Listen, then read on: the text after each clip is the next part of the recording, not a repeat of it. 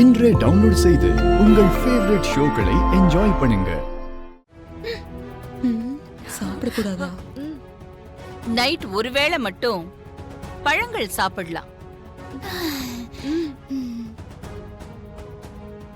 3 நாள் பூஜை முடிஞ்சு 4வது நாள் காலையில பூஜையில இருக்கிற ஸ்படிக மாலை கருத்து போகாம வெள்ளையா இருந்தா முன்னோர்கள் உன் பூஜையை ஏத்துக்கிட்டு உன்னை ஆதிக்கடவுர் குடும்பத்துல ஒருத்தியா இருக்கிறதுக்கு அனுமதி கொடுத்துட்டாங்கன்னு அர்த்தம்.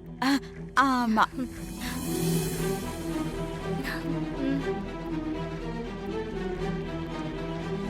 அப்படி இல்லாம ஸ்படிக மாலை கருத்து போயிருந்தா உன் பூஜைய முன்னோர்கள் ஏத்துக்கல, உன்னை ஆதிக்கடவுர் குடும்பத்துல ஒருத்தியா இருக்கிறதுக்கு அவங்க அனுமதிக்கலன்னு அர்த்தம்.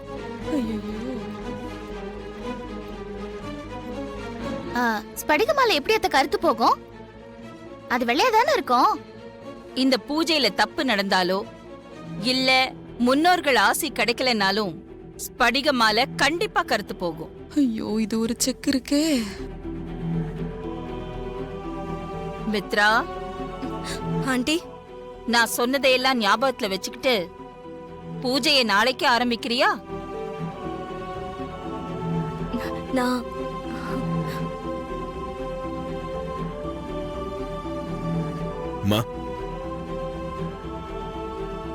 இந்த பூஜைய 3 நாளும் கண்டிப்பா பண்ணி ஆகணுமா? ஆமா ஆதி, 3 நாள் தொடர்ந்து முன்னோர்களுக்கு நாம கண்டிப்பா பூஜை பண்ணணும். அப்பதான் அந்த பூஜையோட முழு பலன் கிடைக்கும்.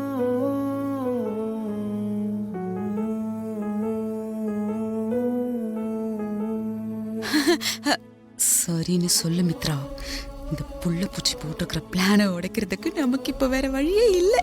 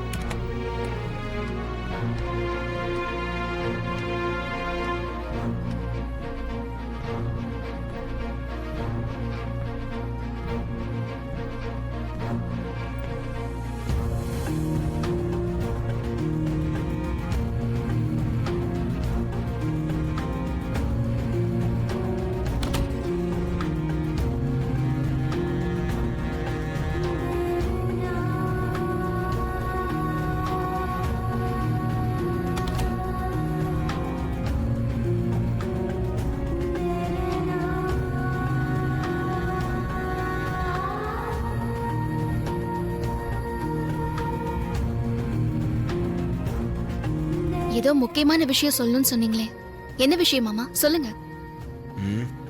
முதல்ல இப்படி வந்து உட்கார்.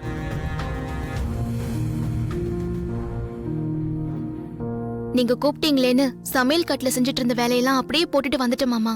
நான் சீக்கிரமா போகணும். நான் ஒரு முக்கியமான விஷயம் பேசணும்னு சொல்றேன். உனக்கு அதை விட கிச்சன் வேலை ரொம்ப முக்கியமா போச்சா? சரி, என்ன விஷயம் சொல்லுங்க மாமா.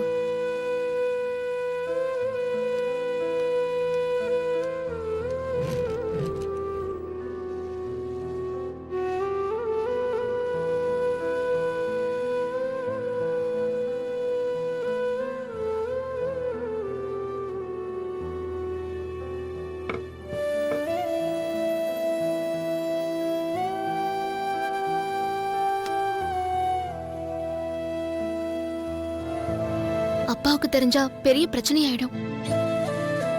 நியாயமா இந்த பூஜையை நீ தான் பண்ணணும். ஆனா மித்ரா பண்ண போறா. நிச்சயமா எங்க முன்னோர்கள் அவளை எங்க குடும்பத்துல ஒருத்தியை ஏத்துக்க மாட்டாங்க. நீ இந்த பூஜையை பண்றது மூலமா எங்க முன்னோர்கள் குடும்பத்துல ஒருத்தியை உன்னை ஏத்துக்கிட்டு அனுமதி கொடுப்பாங்க. எனக்கு அந்த நம்பிக்கை இருக்கு. முன்னோர்களோட சம்மதத்தை வச்சு அம்மாவை கூட சம்மதிக்க வச்சிடலான்னு தோணுது.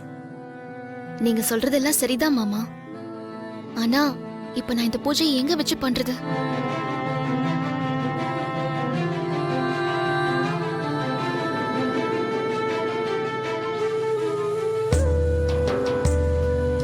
நீ பேசாம இந்த பூஜையை ஏன் ரூம்லயே வச்சு பண்ணிடு.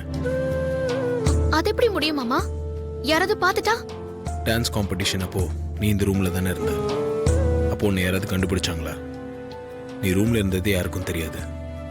அதே மாதிரி இந்த பூஜையை 3 நாள் என் ரூம்லயே வச்சு பண்ணு. யாருக்கும் தெரியாம பார்த்துக்கலாம். யோசிக்காத. இதை தவிர வேற ஆப்ஷனே இல்லை. இங்க நீ பூஜை பண்றது யாருக்கும் தெரியாம பார்த்துக்க வேண்டியது என்னோட பொறுப்பு.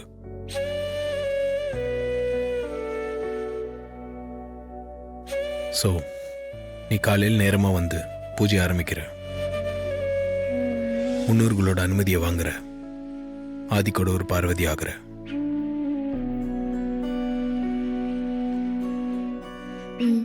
சரிங்க மாமா, நான் காலையில வந்து பூஜையை ஆரம்பிக்கிறேன். குட். சரி, அப்ப நான் கிளம்புறேன். சரி, காலையில மறந்துடாத, சீக்கிரமா வந்துரு. சரி மாமா.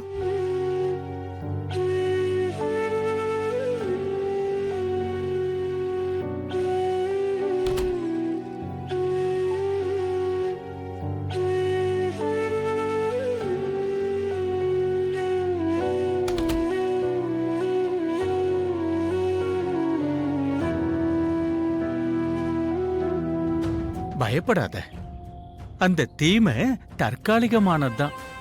உன்னை பெருசா பாதிக்காது.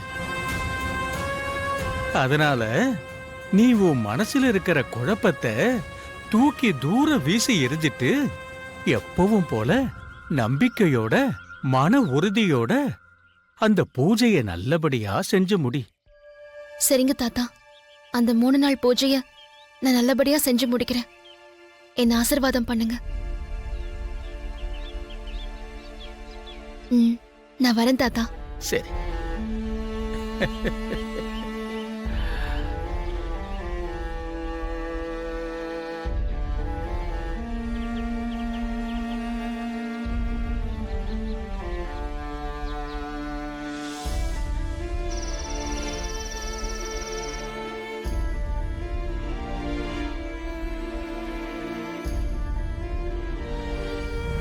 அந்த காலத்துல எங்க ஆதிக்கோட ஒரு பரம்பரையில முன்னோர்கள் யூஸ் பண்ணது. இதை வச்சு நாளைக்கு நீ முன்னோர்கள் பூஜை ஆரம்பிச்சிரு.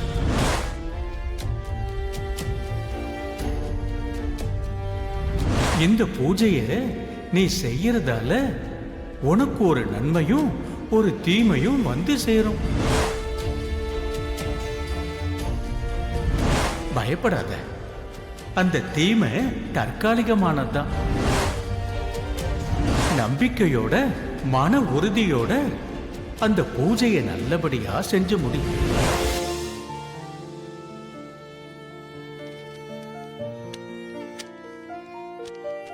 அக்கா, ஹோம்ஒர்க்லாம் முடிச்சிட்டேன். பசிக்குது, சாப்பிடலாமாக்கா?